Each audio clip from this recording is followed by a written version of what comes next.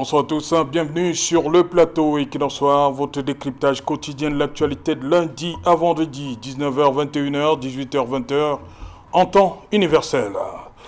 À l'occasion de l'opération d'assainissement et de modernisation de la Caisse nationale de prévoyance sociale, lancée en août 2008, Noël Alain Olivier Mekoulou Vando Akam, lors de sa communication le 24 juillet 2009, révélait, et c'est le DG de la CNPS, révélait que cette dernière a permis de faire un contrôle de 3700 diplômes, 1296 ont été authentifiés, 50 faux diplômes détectés et les lauréats immédiatement remerciés.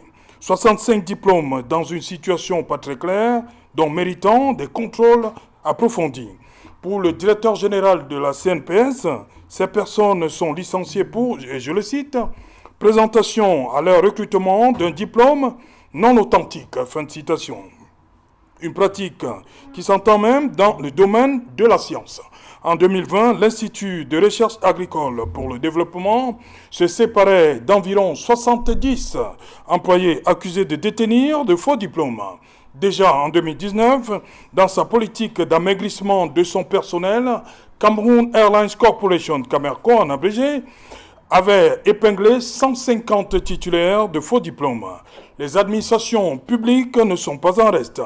En 2009, sur un total de 4981 dossiers examinés, 974 faux diplômes y avaient été insérés.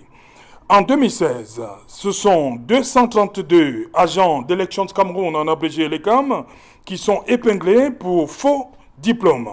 Autre cancer qui mine la société camerounaise ces dernières années, la double, voire la triple identité. À la suite de nombreuses plaintes des Camerounais réclamant leur carte nationale d'identité, le secrétaire général, la délégation générale, la Sûreté nationale, le commissaire divisionnaire Dominique Barr, face à la presse vendredi 5 janvier 2021, révélait que, je le cite, plus de 3 millions de Camerounais ont plusieurs identités. Fin de citation. Madame, Messieurs, tout à l'heure à 20h, c'est la grande édition d'information. Je vous retrouve après pour Equinox Soir, deuxième partie. Ce sera le temps du débrief.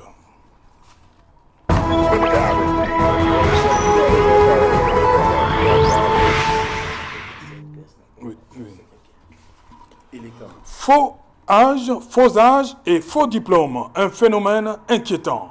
Pour en parler, nous avons invité en plateau ce soir le docteur Aristide Monod. Bonsoir, docteur. Bonsoir Serge Alain-Otto, bonsoir à tous les co-discutants du soir, bonsoir à toute la grande famille d'Equinox ce soir. Je suis ravi d'être là présent pour une autre partie de réflexion qui permettra sûrement aux Camerounais d'accumuler davantage quelques bribes de culture politique et de comprendre à un moment donné que dans un pays, il faut oser, il faut aller au-delà des intimidations, il faut aller au-delà de la petite brimade et pouvoir s'imposer. Surtout qu'à un moment, ça paraît comme l'autocensure, c'est-à-dire qu'il n'y a même pas de menace, mais comme ils ont été routinisés dans une logique de répression permanente, ils ont peur. C'est pourquoi à un moment donné, certains se posent bien la question de savoir pourquoi jusqu'ici je n'ai pas été inquiété. Ils oublient tout simplement que nous jouons à la limite du hors-jeu, c'est-à-dire que nous restons focalisés sur un objectif qui est celui de la justice sociale, c'est-à-dire qu'on permette à tous les Camerounais, quel que soit leur âge, quelle que soit leur classe sociale, quel que soit leur bord politique, d'avoir les chances d'accéder à ce qui nous revient à nous tous, à savoir la manne de l'État. Nous ne demandons pas à l'État de nous faire des faveurs ou de donner à tout le monde, mais de permettre à ce qu'on ait tous les mêmes chances. C'est-à-dire que lorsqu'on doit, par exemple, postuler au niveau de l'ENAM, que l'enfant de l'en bas d'en bas ait la même chance que l'enfant de l'en haut d'en haut, quitte en ce que l'enfant de l'en haut puisse concurrencer de manière âpre celui d'en bas, parce qu'on sait que dans la logique de la reproduction, il totalise déjà un background. il a le temps de lire à la maison, il a le temps de manger, pendant que l'enfant de l'en bas d'en bas est en train de vendre les arachides, lui doit lire, l'accès même aux documents, à la documentation. Donc je pense que ce n'est que ça que nous voulons. Nous ne voulons pas forcément pour ce qui est de notre posture dans les médias, dans les plateformes de la société civile. Ce n'est pas le pouvoir, quel que soit celui qui viendra au pouvoir ou qui est au pouvoir. Notre problème, c'est que est-ce que le Camerounais de Koupara Koupara a pratiquement la même chance que celui de Djindouane? Voilà ce qui nous intéresse. Ok. Djindouane, c'est où vous mangez souvent le misunga tchadien, c'est ça? Non, Djindouane, c'est dans la Mofou et à Famba, c'est à 40 km de Yaoundé, et je vous assure que de ce côté, les gens vouent un curieux culte à l'égard du président de la République. Pourtant, c'est l'une des zones les plus enclavées de la région du centre. À Djindouane, vous parcourez pratiquement 40 km sans réseau, sans Internet. Vous parcourez 40 km. Si vous êtes accompagné d'une femme enceinte, il faut déjà prévoir pratiquement le nécessaire pour l'accouchement. Donc c'est une zone totalement enclavée. Mais curieusement, les gens vouent une terrible allégeance au RDP, si on ne comprend pas si c'est toujours la zombification ou ce sont des allégeances purement tribales. Voilà. Merci, docteur Mono. On ne s'est pas passé le mot, hein. C'est juste pure coïncidence. Hein. C'est le Cameroun.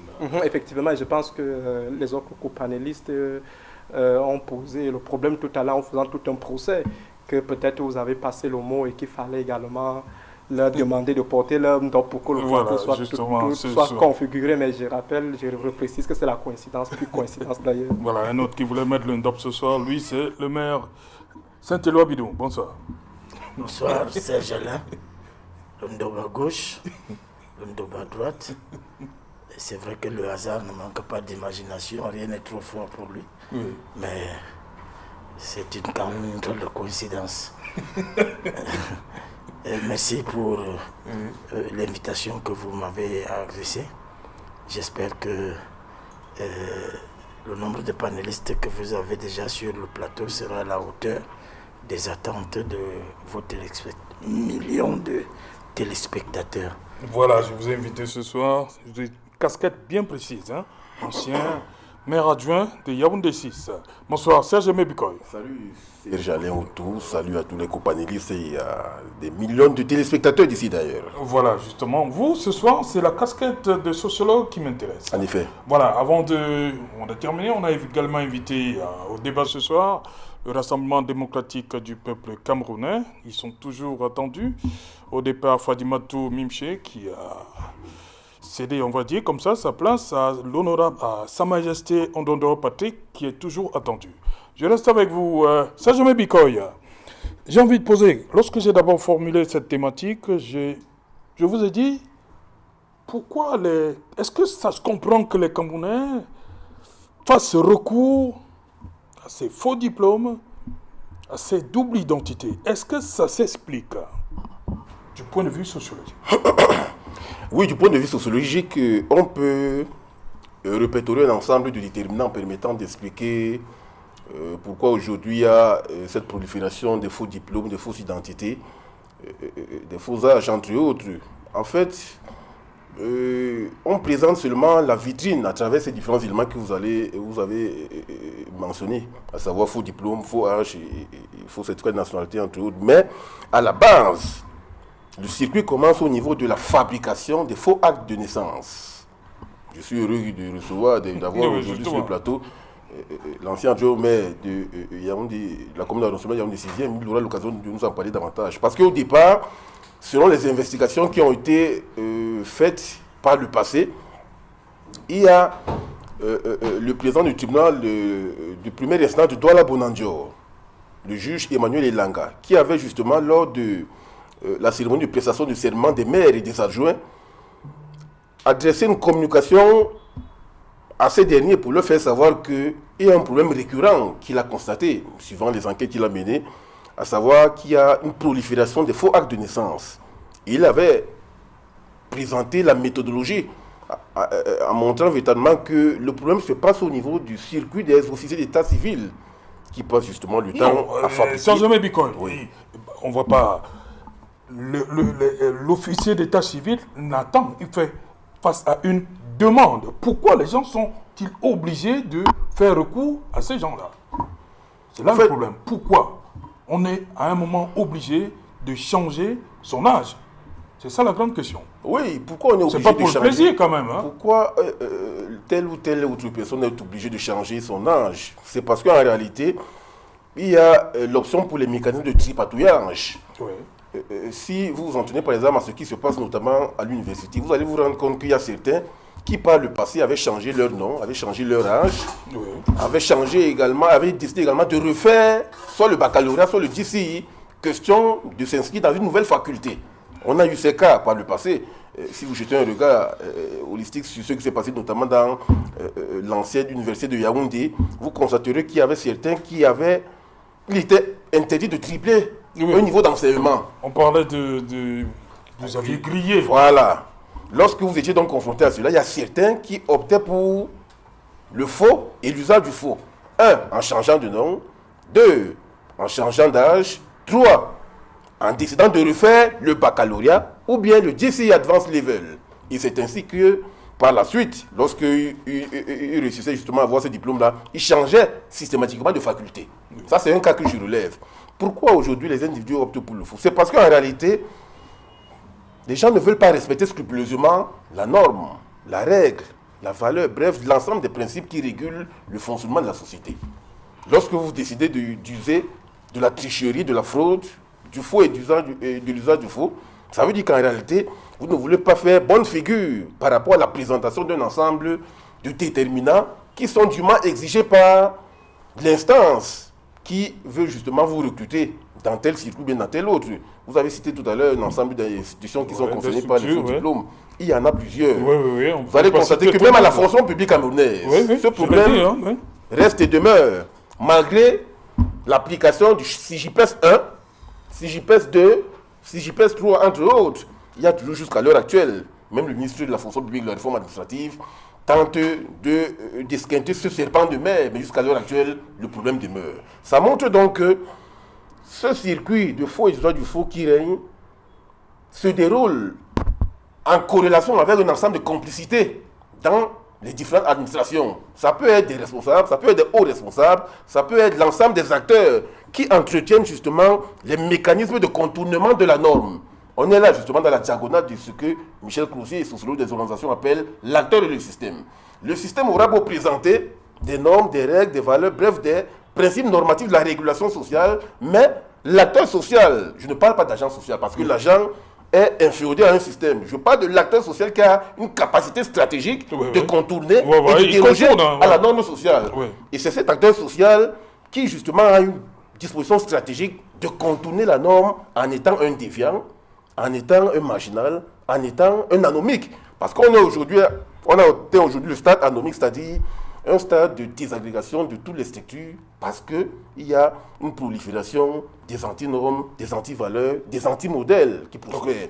Malgré justement des mécanismes de lutte contre le faux et l'usage du faux, on se rend davantage compte que les acteurs ont des dispositions stratégiques de contournement de la norme de manière à faire prospérer, hélas, le faux et l'usage du faux. Merci pour ce premier jet.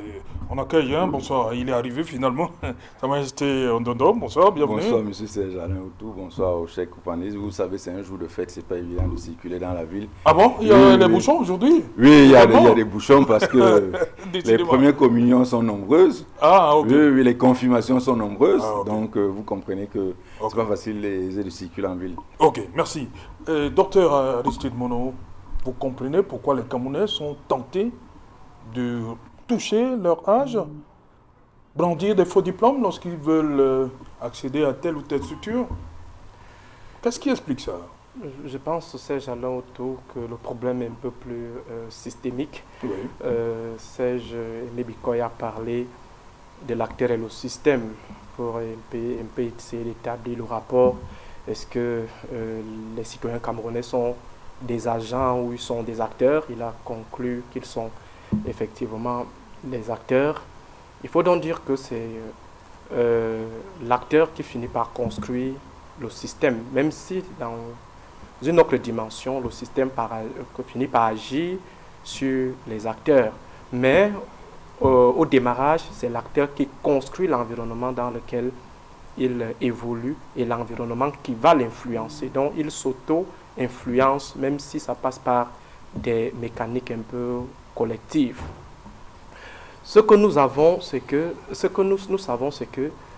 la société camerounaise, et l'État du Cameroun, c'est-à-dire la société dans sa configuration non organisationnelle, et c'est la société dans sa configuration organisationnelle hiérarchisée avec une bonne division du travail, nous avons érigé le faux en mode de vie, en mode d'agir, dont l'agir social camerounais est entaché du faux et est fondé pratiquement sur le faux.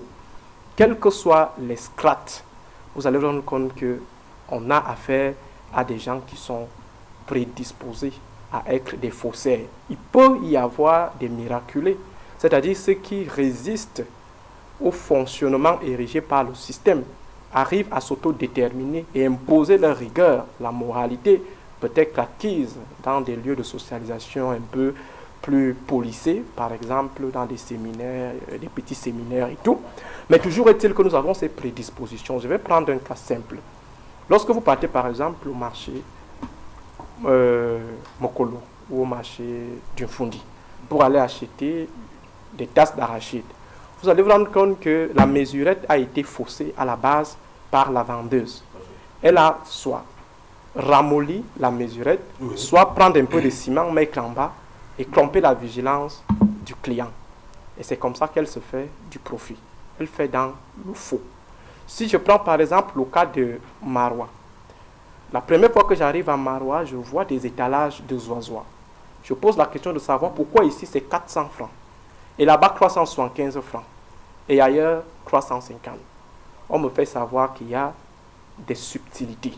C'est-à-dire que les gars prennent des bouteilles de 1,5 litre, ils les mettent au chaud pour que ça se ramollisse. Et ça réduit donc le contenant de 1 litre. Donc vous voyez le contenu de 1,5 litre. Vous voyez un contenant de 1,5 litre, mais au fond, il a été ramolli. Ça, c'est au niveau de la basse classe. Maintenant, si on arrive au niveau de la classe moyenne, les lycées par exemple, des établissements, vous allez vous rendre compte que les professeurs, les proviseurs sont des opérateurs du faux. Ils opèrent dans le faux. Maintenant, si vous arrivez chez les en haut d'en haut, là-bas c'est la totale.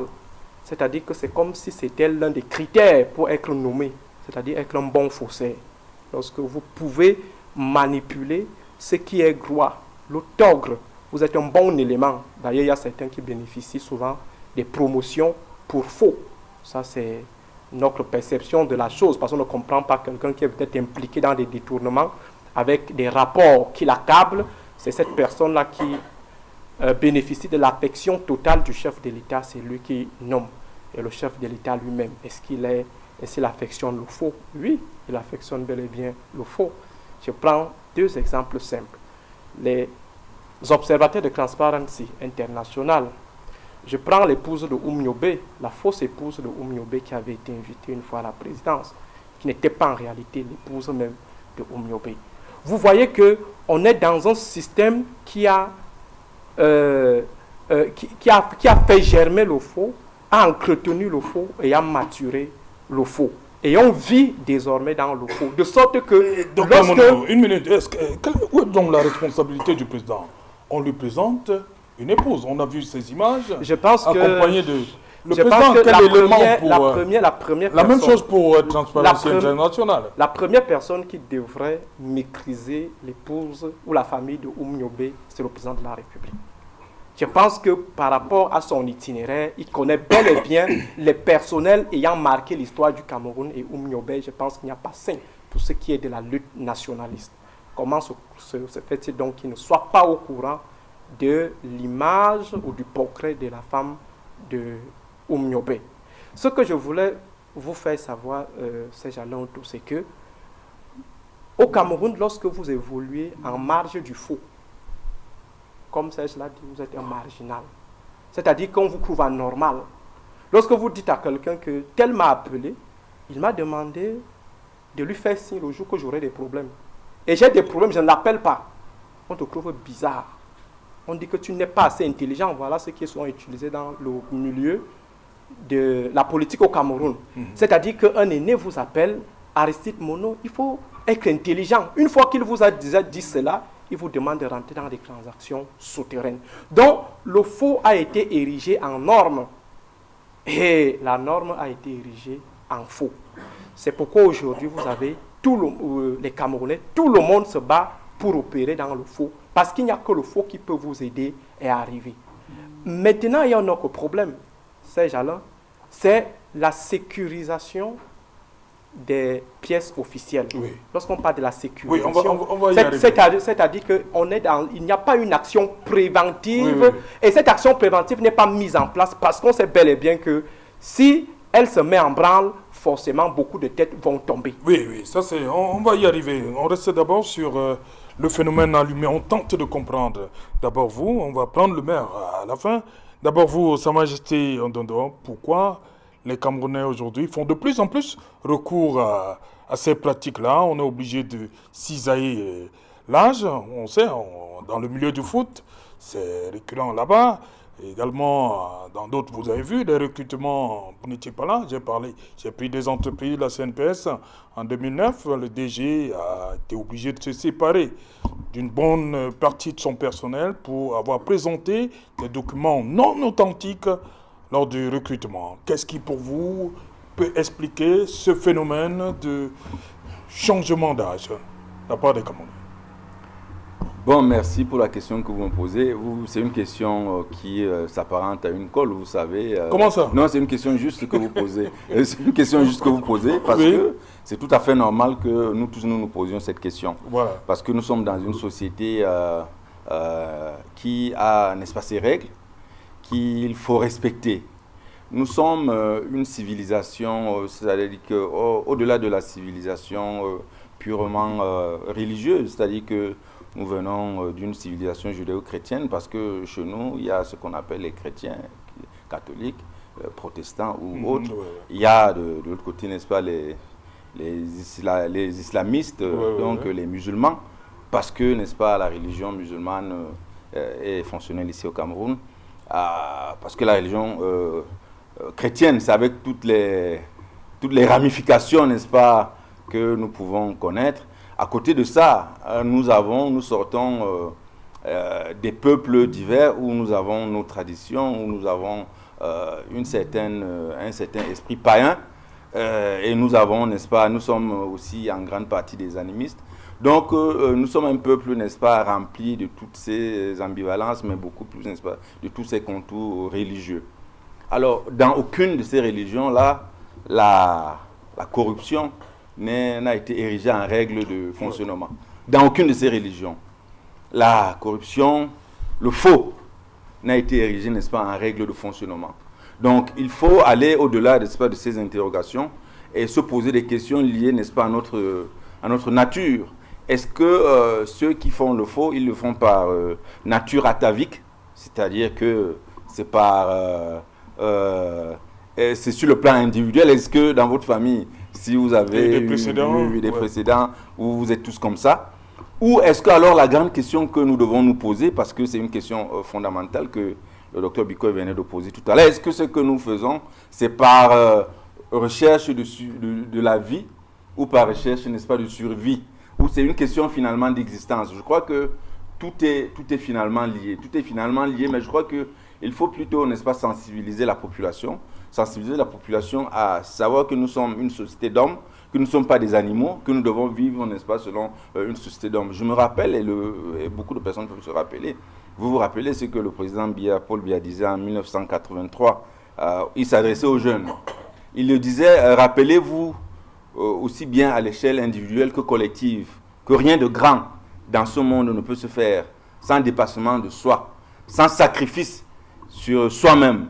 Donc, il appelait, n'est-ce pas, les jeunes Camerounais, n'est-ce pas, à faire un effort, n'est-ce pas, de sacrifice pour pouvoir accéder à ses rêves, un effort de dépassement de soi pour pouvoir, n'est-ce pas, accéder à ses rêves. Et vous savez, on ne peut pas être dans une société où il n'y a pas de modèle.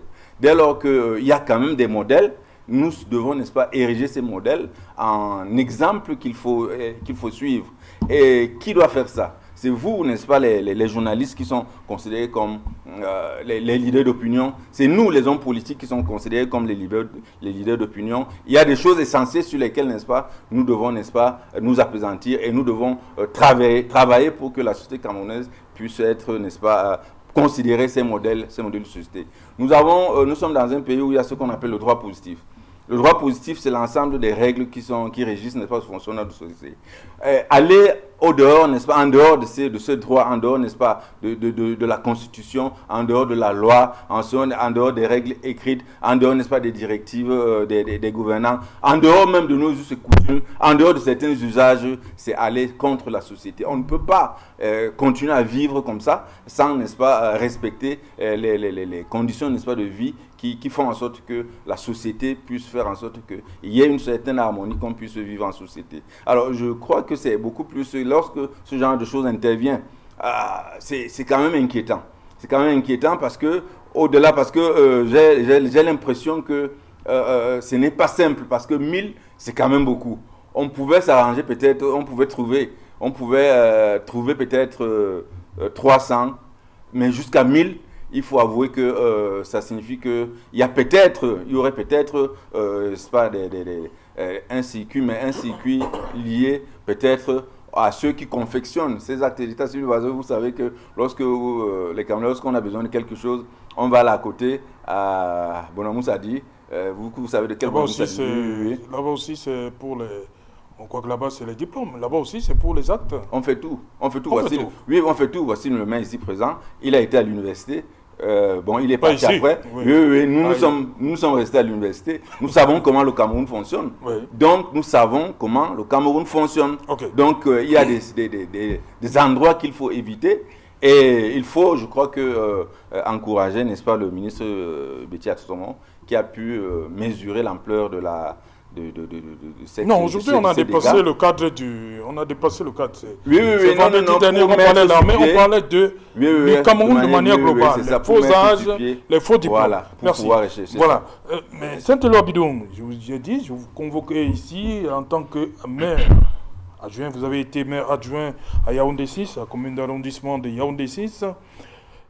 Dites-moi, vous avez suivi, tout semblait toujours partir de la mairie. Pour avoir un faux diplôme, parfois, il faut d'abord aller retoucher son âge. Monsieur... La mairie est pointée du doigt, là. Monsieur Serge Alaotou, oui. J'ai écouté le docteur Bikoy. Vous avez dit qu'il est sociologue. Oui. J'ai écouté le docteur Mono. Il est politologue. Oui. Et là, je viens d'écouter le RDPC. Oui. J'ai resté sur ma faim. Parce que je considère que ces problèmes sont d'une profondeur et d'une gravité exceptionnelle. Il faille les aborder, pas du dos de la cuillère, mais de la louche. C'est à ce prix-là que nous allons sauver le Cameroun. Vous avez brossé un portrait robot des administrations publiques. CNPS, 2008, 70 cas de faux diplômes. Oui. IRAD, 60 cas de faux diplômes. Camerco, 150 cas de faux diplômes. Fonction publique, 954. C'était en 2009 seulement. En 2009. Les dossiers. Et l'ECAM, 232 faux diplômes. La DGSN, chaque année, c'est des centaines et des centaines de faux diplômes qui passent. Non, la CNPS, le SG disait que puisque les Camerounais se plaignaient que les cartes, les CNI ne sortent pas. Et dis donc parce qu'il y a double identité. Laissez-moi. C'est pas les faux diplômes. Et non, on a dénoncé les faux diplômes à l'entrée à la police. C'est chaque année. Ça fait partie. Oui, nous sommes d'accord. Ça fait partie de ce que j'appelle les IRIC du Cameroun, les images indignes et ridicules du Cameroun. Donc, l'ART, quand le nouveau directeur est arrivé, il a fait son audit. Il va déjà bientôt à 10 ans. Plus de la moitié du personnel avait des faux diplômes. Personne n'est allé au quartier, d'autres ont même été promus. Les forces armées et police d'une manière générale, on doit s'attendre à environ 3400 avec les résultats des concours de la police et l'armée, à 3400 jeunes qui seront dehors pour faux diplômes. Il y a donc 3 catégories de faux qui embêtent le Cameroun. Il y a les faux âges, il y a les faux diplômes et il y a les fausses identités.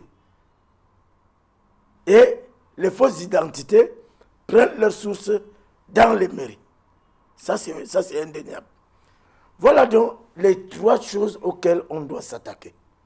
Vous retrouvez donc avec des individus qui ont fait de faux diplômes sans avoir composé.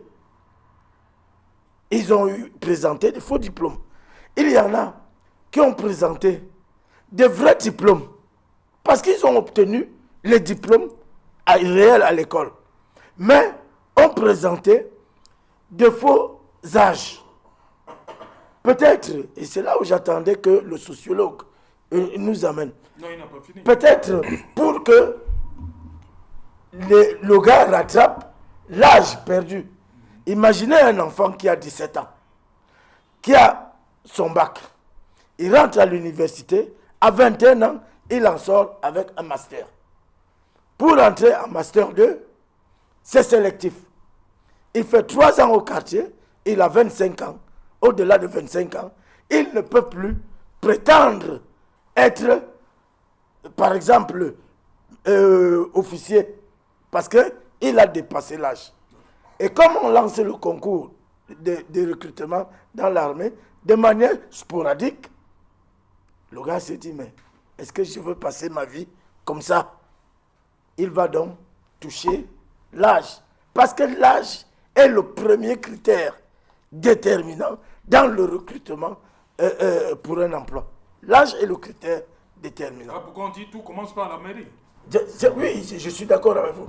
Donc, le problème d'âge se pose. Le gars va donc retoucher son âge. Et je voudrais dire à l'endroit du ministre des Forces armées, il faut revenir à la définition du mot concours. On définit le concours comme étant un examen qui a un caractère compétitif et aléatoire. Et aléatoire.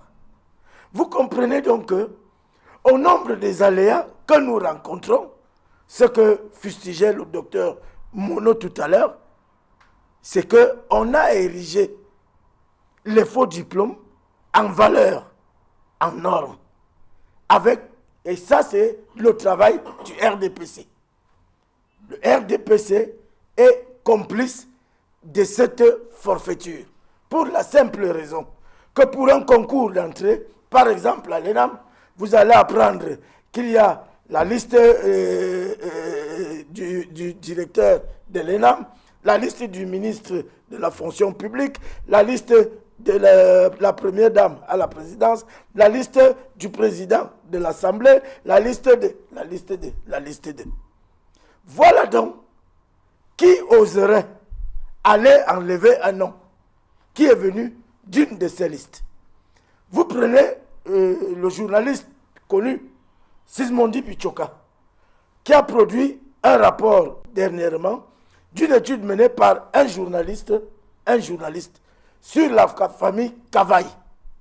27 enfants du président Kavaï sont sortis des grandes écoles, sont dans la police, avec des faux diplômes. Ça a été publié. On ne dénonce pas ici. Ça a été publié avec les dates de concours, les résultats, les notes obtenues et tout. Voilà donc là où tout se gâte. Parce que tant que les listes-là ne sont pas gérées, à l'EMIA, qu'on ne nous dise pas que ça ne se passe pas à l'EMIA, que ça ne s'est pas passé à l'EMIA. Parce qu'on sait qu'il y a la liste du ministre, il y a la liste des généraux, il y a la liste il y a la liste il y a la liste Et une école comme l'EMIA est une école qui a des exigences de physique à l'entrée. Mais nous savons ce qui s'est passé, malheureusement, pour les fils de certains qui avaient brisé les diagnostics des visites médicales, mais qui sont entrés à l'école. On sait comment ça s'est terminé. Et n'oublions pas, et ça il faut le souligner, monsieur Serge Alain, pour recruter quelqu'un dans l'armée était considérée comme le secteur des enfants perdus qui ont raté leur vie. C'est pour ça que dans l'imaginaire collectif, on allait, s'il te plaît, quand on mettait les enfants dans l'armée, on n'avait pas de diplôme, on ne demandait pas de diplôme. On vous regardait, on vous jaugeait musculairement et on disait bon pour le service. Et vous étiez dans l'armée. Et d'autres ont fait leur carrière, sont même devenus des colonels, ont fait des guerres avec le Cameroun et qu'ils ont gagné sans pour autant avoir le moindre diplôme. Donc, je voudrais dire que quand on va regarder tout ça, il faut qu'on soit vraiment très sérieux dans les critères. Parce que les enfants, je ne sais pas, tous les Camerounais sont concernés. Hein. Moi, j'ai vu des cas des enfants qui ont des masters. C'est pour cela que c'est un problème de société. C'est déjà humiliant pour un diplômé de l'enseignement supérieur d'aller postuler à un recrutement, même pas un concours, un recrutement où on va prendre des gens qui n'ont même pas franchi la classe de troisième. Donc, oui. Je chute en disant que nous devons regarder ça de près et humainement avant de combattre le vice. Voilà. Il faut savoir enseigner la vertu. Voilà, monsieur le maire, vous avez semblé, je vous ai posé une question simple. Hein. On reconnaît que tout part de la mairie. On change les noms et tout ça, mais vous nous avez rien dit. Mais évitons de dire que la liste du ministre... Non, nous n'avons pas de preuves. Voilà. Quand vous dites que le MINDEF a une liste, nous n'avons pas de preuves. Mais c'est comme à la fonction publique. Oui, quand il s'agit de concours de la police. Oui. Non, n'essayez pas de me... Non, je ne vous fais pas peur. Nous savons que dans cette république, et c'est comme ça qu'elle fonctionne. Oui. C'est-à-dire que si c'est un concours à la fonction publique, on sait qu'il y a une liste du ministre de la fonction publique. Si c'est un concours dans l'armée, on sait qu'il y a la liste qui vient de là-bas et même de plus haut. J'ai dit, monsieur le maire, on dit tout part de la mairie. Vous ne nous avez pas dit. Non, tout ne part pas. Les faux actes, ça se fait aussi au quartier? Les faux actes. Oui. Moi, j'étais maire pendant 7 ans. Oui. Je mets quiconque au défi. Moi, je n'ai jamais signé un seul acte à un individu pour lui rendre service, d'aller diminuer quelque chose. Okay. Tout ce que je sais, c'est que les agents communaux, c'est-à-dire que c'est maintenant qu'il y a le Bucrep est arrivé, le Bunec est arrivé à filmer l'ensemble des actes depuis près de 50 ans. Okay. Donc on a réussi à centraliser les actes de telle façon que pour savoir qu'un acte est faux, c'est très facile de comptable au niveau du Bucrep. Mais les gars continuent, comme c'est encore manuel, les gars continuent. Okay. J'ai saisi des actes qui étaient dressés au tribunal. Au tribunal de grande instance ici à Yaoundé. Les gars, ils vous apportent les actes pour authentifier. Mais comme on est formé pour détecter ce qui est faux, je peux quand même vous faire une confidence. À travers cette technique-là, le proviseur qui avait été assassiné à Fumban, c'est en venant faire l'acte de décès que j'ai découvert ils ont été arrêtés. Okay. Oui, rapidement, hein, Serge Mibiko doit intervenir. Il a beaucoup parlé, mais je crois que c'est un problème de société. Hein. Oui. C'est un problème de société, c'est un problème qui ne concerne pas un parti politique. Nous avons un problème social qu'il faut réguler. Nous avons un problème de vertu, il a parlé de vertu. Il faut davantage enseigner les valeurs éthiques et morales aux populations. Il faut... Quand c'est les succès, vous les privatisez. Non, pas du tout. C'est-à-dire que c'est pour cela que dès l'entame de mon propos, j'ai pris la peine de dire que nous avons plusieurs dimensions sur le plan sociologique, sur le plan spirituel, sur le plan purement social, et que nous sommes moulés à ça, et que malgré tout ça, malgré toutes les strates sociales dans lesquelles nous nous retrouvons, il y a quand même, n'est-ce pas, des gens qui arrivent, n'est-ce pas, à faire le faux. Pourquoi? Parce que c'est peut-être un problème de suivi, c'est peut-être un problème de recherche, c'est peut-être un problème de délinquance atavique, c'est un certain nombre de problèmes. Donc on ne peut pas, au jour d'aujourd'hui, toute raison garder et avec bonne foi, n'est-ce pas, dire que non, c'est tel qui a fait ce genre de choses. Lui-même, il a été maire, il a été dans le RDPC, et c'est un très grand ami, je ne veux pas revenir dessus. Il a fait 7 ans. Il peut jurer, bon, c'est vrai qu'il a peut-être, mais il ne peut pas savoir. Tant qu'on n'a pas découvert qu'il a fait le faux, on ne peut pas dire au jour d'aujourd'hui qu'il n'a jamais fait le faux. Ok, voilà. Serge Bikoy, on est obligé de procéder à ces petites manipulations-là, on va les appeler comme ça, parce qu'on veut, hein, c'est un problème de survie, on veut réussir. Il a pris le cas d'un étudiant qui a obtenu son master, il revient parce qu'il a passé un certain nombre d'années au quartier, il veut revenir, il veut absolument réussir, faire son concours. Et il est obligé d'aller passer par une mairie pour qu'on revoie son âge. Oui, mais avant d'y arriver, il faut que je dise à Saint-Éloi Biton qu'il n'a pas percé l'abcès. Oui, non plus. Parce que c'est ce que j'attendais. Quand j'ai dit dès le départ que avant qu'il y ait des faux diplômes, des faux âges, des fausses identités, le point de départ du circuit de la fabrication de ces fausses identités, c'est à partir de la fabrication des faux actes de naissance. Oui. Et j'ai dit tout à l'heure que... Ça impacte même sur la nationalité aussi. Oui, hein. absolument. Même les cas d'identité. C'est pour cela que la nationalité est en péril. Ouais. Je vais faire référence ici au discours qu'avait produit le président du tribunal de première instance de Douala Bonanjo le 27 novembre 2013, lorsqu'il s'adressait aux maires et aux adjoints lors de la cérémonie de prestation de serment. Il disait ceci: cessez de fabriquer des faux actes de naissance. Je m'adresse aux maires et aux adjoints qui sont là devant moi. Cessez de fabriquer des faux actes de naissance. Fabriquer carrément. Oui. Ça veut dire qu'il y a une enquête qui avait été minutieusement menée par ces services et qui avait constaté qu'il y a un problème de fabrication de faux actes de naissance, notamment dans l'ensemble des mairies. C'est pour cela qu'il avait justement mis le couteau dans la plaie pour justement leur faire savoir que, comme c'est la cérémonie de prestation, faites attention, parce que il y a l'article 341 du Code pénal qui traite de l'atteinte à la filiation. C'est ce à quoi il avait justement fait référence ce jour-là, pour leur dire que l'article 342 du Code pénal condamne l'atteinte à la filiation. Donc ceux et celles qui vont justement s'aventurer à fabriquer les faux actes de naissance seront justement punis par la loi, conformément à l'article 341. Porte atteinte à la filiation. Oui.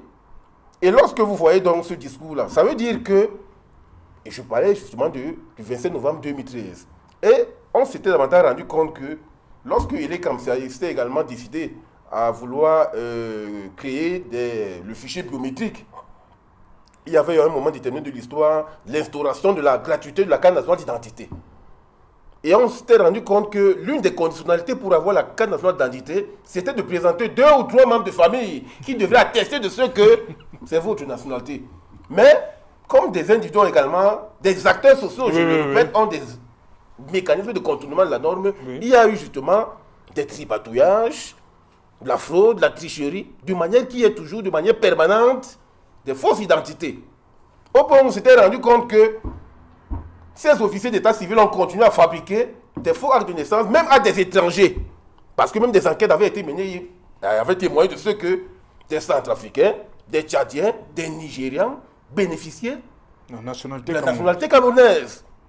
Il y en a, ils sont nombreux ici.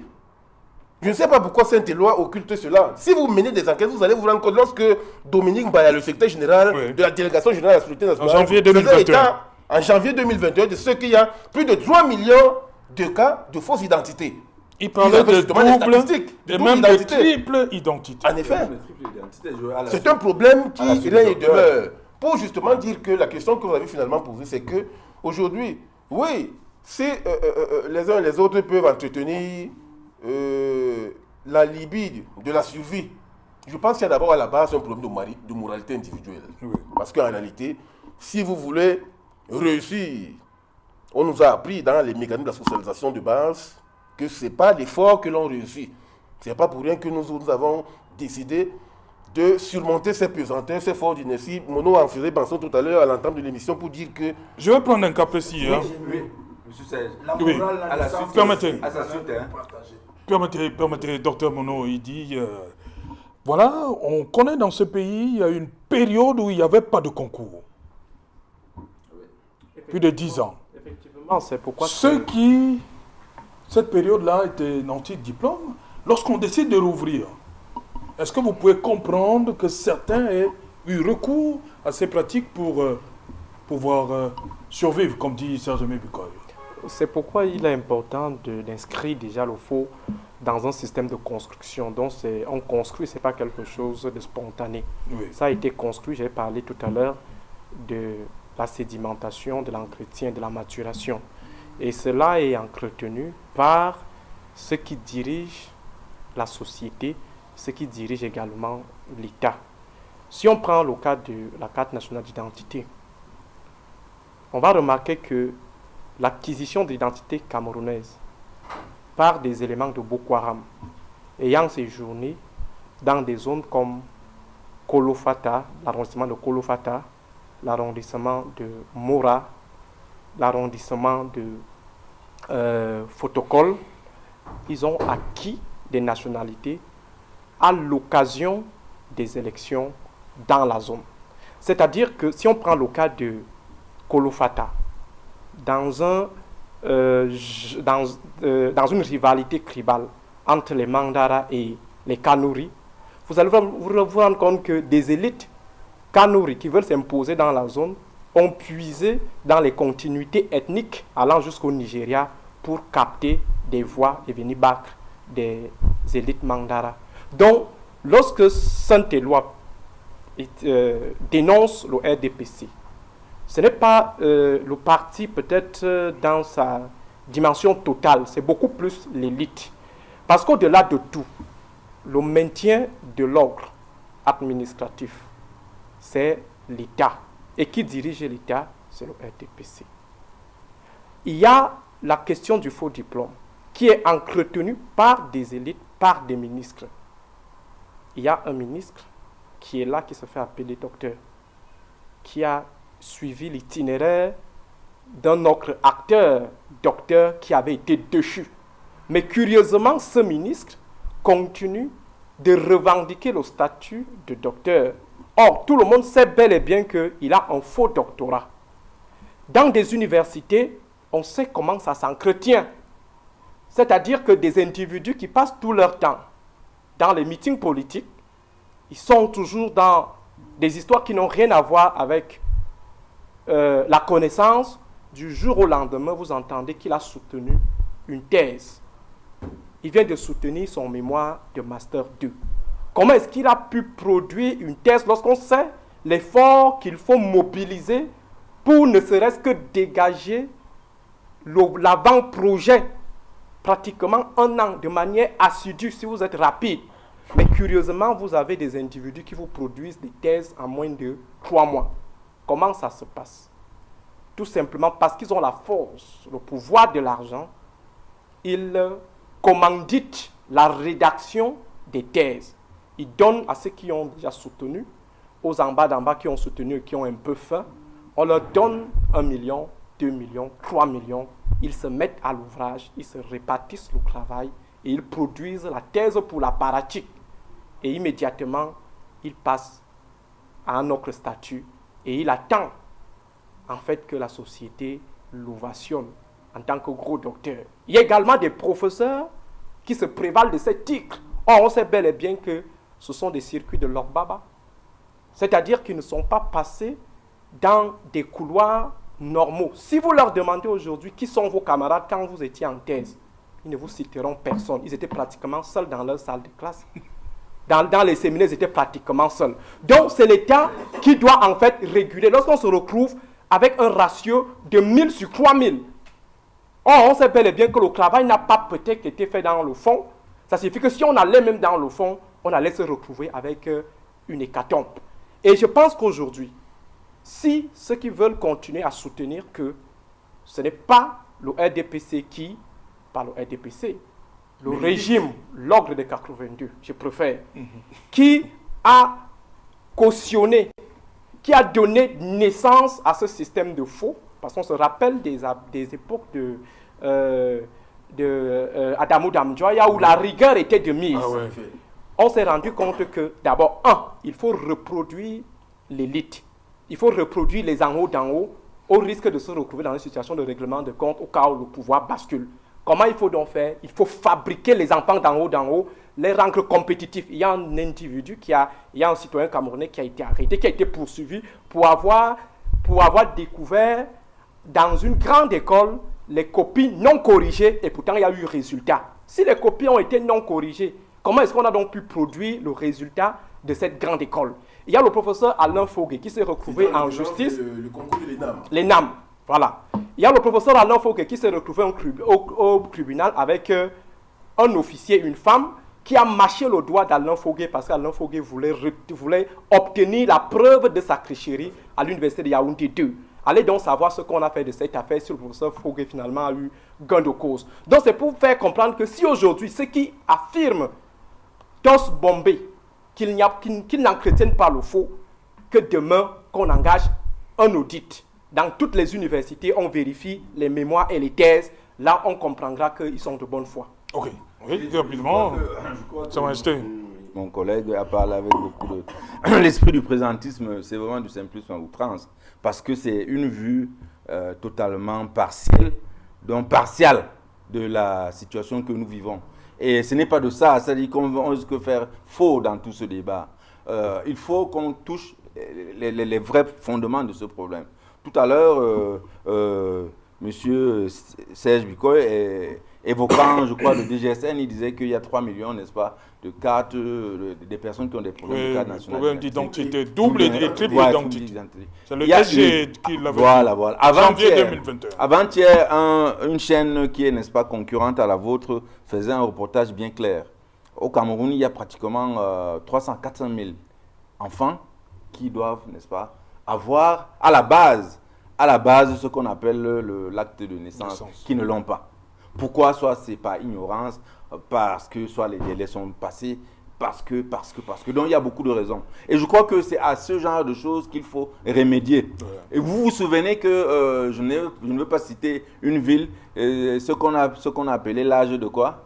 L'âge de Kumba, c'est ça? Voilà, bon. Est-ce que ça a commencé sous Paul Biya? C'est pas sous Paul Biya que ça a commencé. Contrairement à ce que mon frère d'en face dit.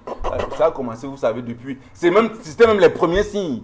Les premiers signes que dans la société, c'est là où les gens découvrent que dans la société, on a la possibilité de faire. Donc vous dites que ça a commencé et vous avez continué. Je n'ai pas ce que je dis. Non, parce que vous dites que ça a commencé avant. C'est normal que ça continue. Ça a commencé et la société a découvert ça.